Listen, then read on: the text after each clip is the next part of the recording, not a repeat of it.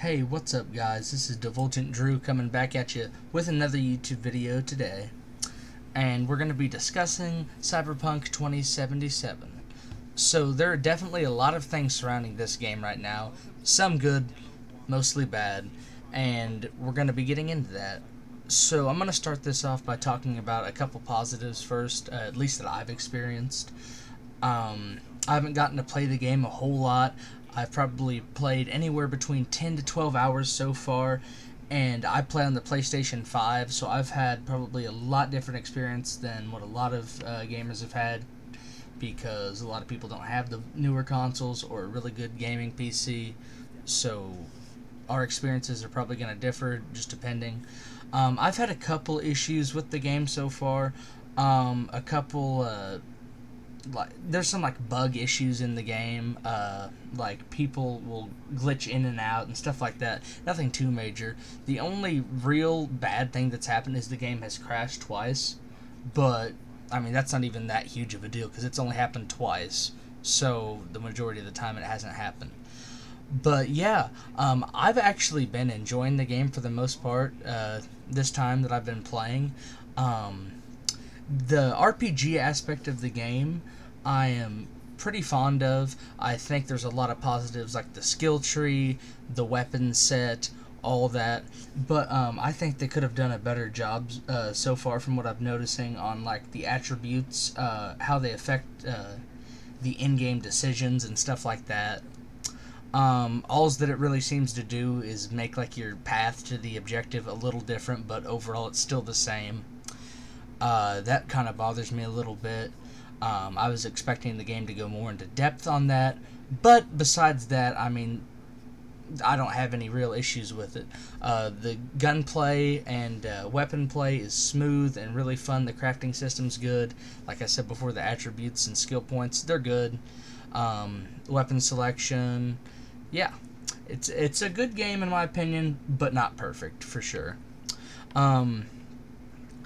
No, it's not perfect in any means.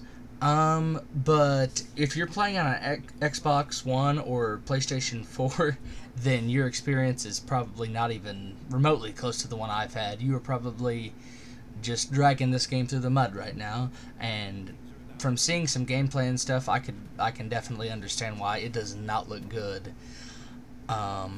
So yeah, I'm gonna do a review of the game once I have finished it, and I'm not just talking about the main story. I'm talking about side quests and free roaming for a while. Do most of what the game has to offer, and then I'll give a real honest review.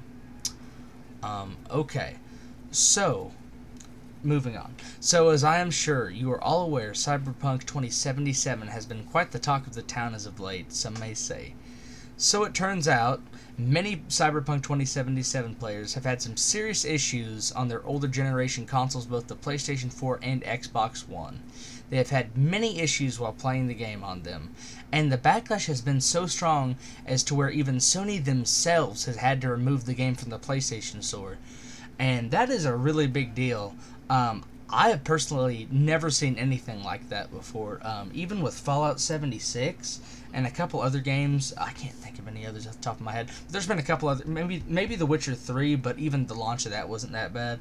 But there's been plenty of bad games that have gotten fixed like later on that have not gotten removed from the gaming store. So that's a really big deal. And this is an update Cyberpunk themselves put out from their website, cyberpunk.net. And in it they say, "Dear gamers, first of all, we would like to start by apologizing to you for showing the game on base last-gen consoles, for not showing the game on last-gen consoles before it premiered, and in consequence not allowing you to make a more informed decision about your purchase. We should have paid more attention to making it play better on PlayStation 4 and Xbox One. Second, we will fix bugs and crashes and improve the overall experience. The first round of updates has just been released, and the next one is coming within the next 7 days. Expect more as we update frequently whenever new improvements are ready. After the holidays, we'll continue working. We'll release 2 large patches, one starting in January 1st, and it will be followed by a patch the second in January. Sorry, it didn't say January 1st. It said the first patch would come out in January, followed by a second in February. Together, these should fix the most prominent problems gamers are facing on last-gen hardware. We will be informing you about the contents of each patch ahead of their release. They won't make the game on last-gen look like it's running on a high-spec PC or next-gen console, but it will be a lot closer to the experience that should happen than it is now. And then they go on to say how you can get a refund by emailing Sony and all that. And real quick, Jason Schreier, like, he is one of the prominent heads of video game reporting. He's a reporter for Bloomberg News. Shout out to Jason Schreier. And even he is getting in on this, so you know it's a big deal.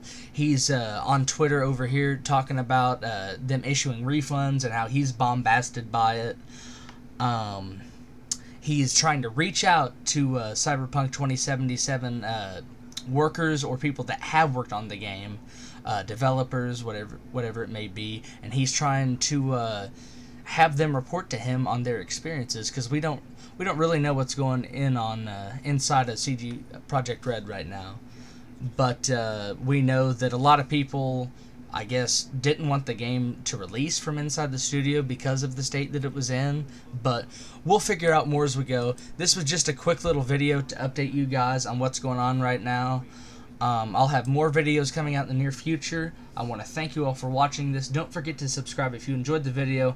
Have more videos out soon. Have a good one. Peace, guys.